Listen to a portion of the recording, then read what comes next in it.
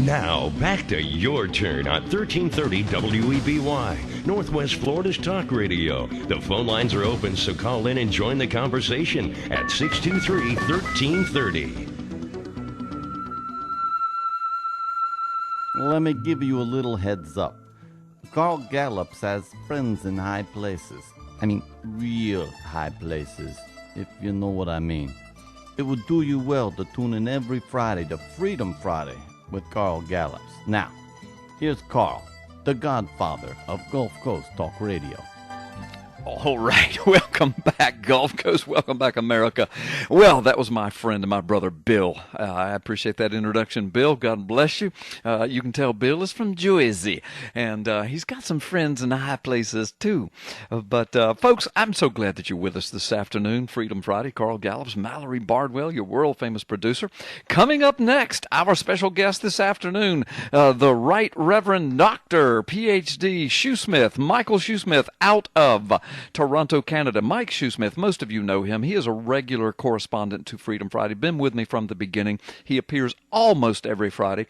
He's the author of several books. He is a syndicated blogger. He is the executive director of all of the P.P. Simmons mega viral ministry and news source sites, and a good friend of mine, a brother in the Lord, and always has some interesting insight. He is a journalist and an editorialist, and Mike, we're just glad that you're with us today again.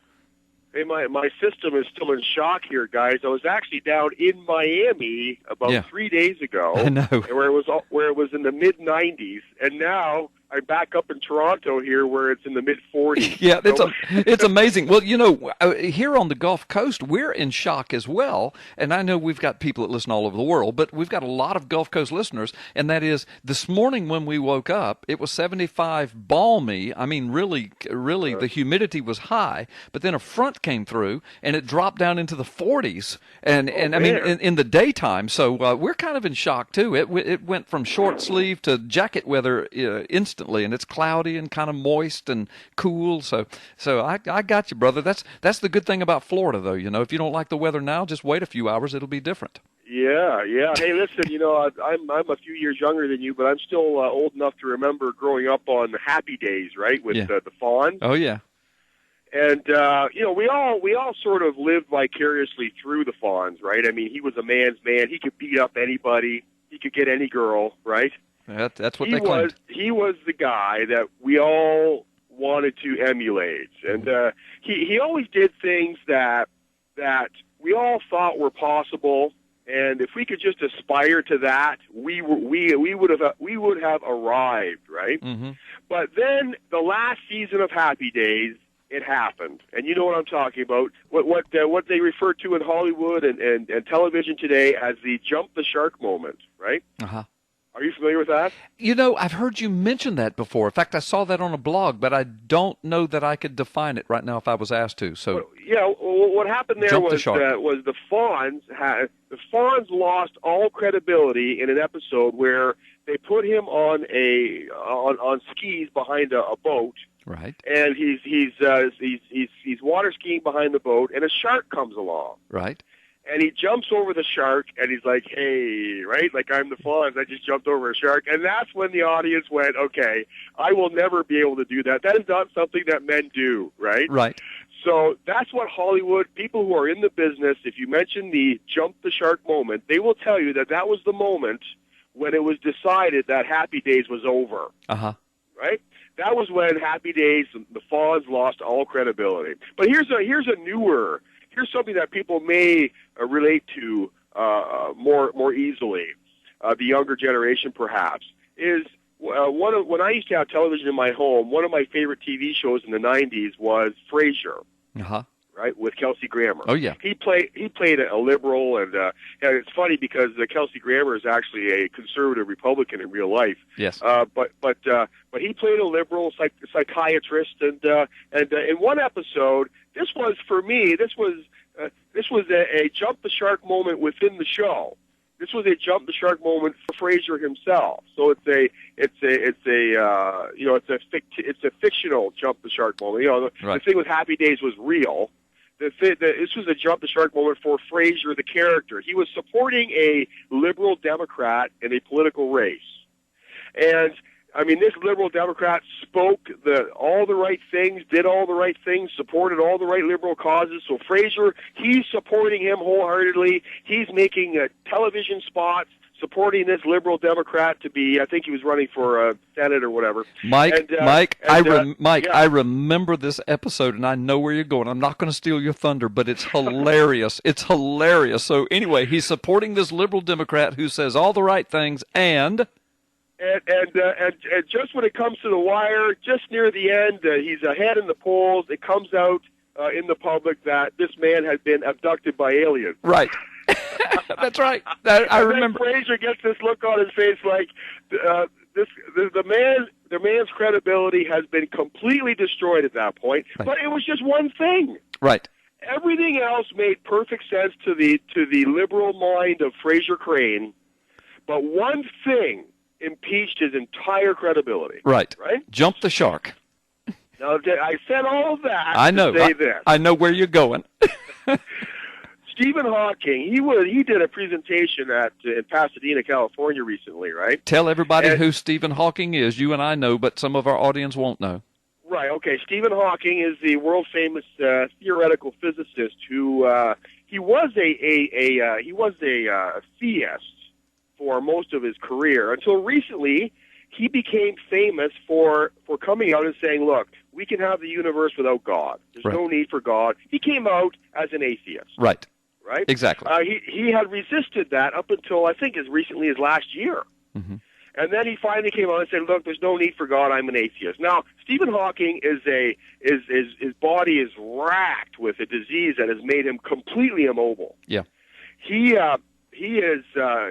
communicates with using facial twitching. Mm-hmm. And a computer recognizes it and converts it to speech. Right. Mm-hmm. This is how he speaks. Mm-hmm. He did a presentation in Pasadena recently, and the lineup to get tickets was a quarter of a mile long. Yeah, this guy has become a celebrity, and I think that he's reaching a point now where he just wants to make a mark and he wants to be a somebody, and this has turned him into a celebrity. But anyway, he has this theory, that the universe has only happened once, and the Big Bang Theory.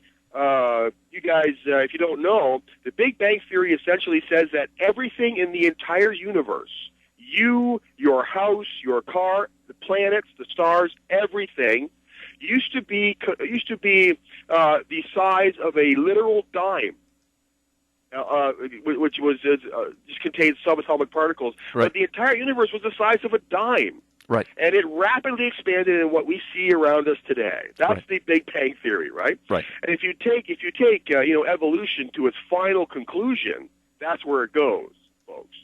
But anyway, Stephen Hawking, he has a lot of followers. A lot of people admire him. He is a brain trust at Caltech. He hangs out with all the atheist crowd out there. And now he makes a lot of sense to a lot of people. But here is Stephen Hawking's jump the shark moment. Here is where his credibility becomes completely and totally and utterly impeached for me.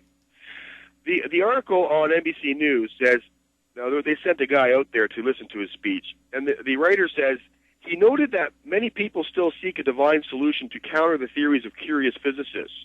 And at one point he quit. Now this is a quote directly from Hawking. He says, quote, "What was God doing before the divine creation? Was he preparing hell for people who ask such questions?" Right.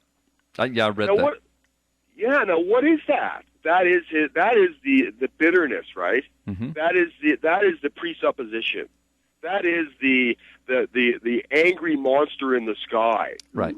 Why would he make me this way? Why, if there's a God and I'm sitting in this chair, I can't enjoy all of the desires that normal men enjoy. I am choosing the route of atheism, and I am going the way of the atheistic model for the universe. Because look, what was God doing? Was the monster up there preparing hell for me? Right. I mean, this is the bitterness still coming out. This is the moment when his credibility is shredded now. And you and I run into this all the time. Atheists are bitter, angry people. Yeah. And this is the telltale sign of what you're dealing with here, the kind of mentality you're dealing with here. Listen, folks, there are people out there, Jonathan Sarfati, Dr. Morris of ICR, all of these people are perfectly capable of refuting everything Stephen Hawking has written about the origin of the universe. Right.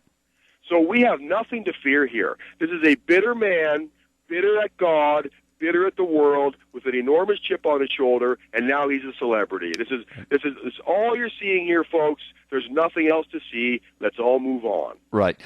I saw an article on Drudge the other day with the headline that Stephen Hawking declares, what was it, Big Bang without God or something like that. Right. Yeah. Right. Yeah. And his premise, I mean, it was filled, as you said, I read the article, it was filled with this bitterness and this anger and this viciousness rather than, real scientific type of observation and statement. But well, bless his heart. I mean, he's quadriplegic and can't speak, and he's in a chair and uses electronic equipment to move and to speak, and I feel so sorry and bad for him in that sense. He's got a brilliant mind in that, in that it's educated and sharp and articulate, but goodness, when you turn from God, what does Romans 1 say? When you walk away from the glory of God, then as you profess to be wise, you become an absolute fool. And you're right. This was his jump the shark moment. Became an absolute fool in the eyes of many, Mike, not just you. I've been seeing it all over the internet. Yeah, and it is sad. We'll just, everybody just pray for him. But listen, when it comes to his ideas, it's time to take it for what it is and just move on. Right. There is a God. He cares about you. Thank you. And he created the universe. Thank you. And he created a way that we can be restored to him through the blood of Jesus Christ. God bless you for that. All right. Well, listen, I tell you what, Mike, let's take a quick break. And when we come back, I want to ask you, Mike, New Zealand has endorsed gay marriage. And I understand P.P. Simmons is endorsing gay marriage. We've got breaking news coming after the break. Yeah. Okay. Well, we certainly want to find out what that's about, folks. You're listening to Freedom Friday with Carl Gallups, Mallory Bardwell, your world famous producer, Michael Shoesmith, our special guest this afternoon, our Canadian correspondent. You don't want to miss as he talks about P.P. Simmons endorsing gay marriage? Really? We'll find out in just a moment. We'll be right back.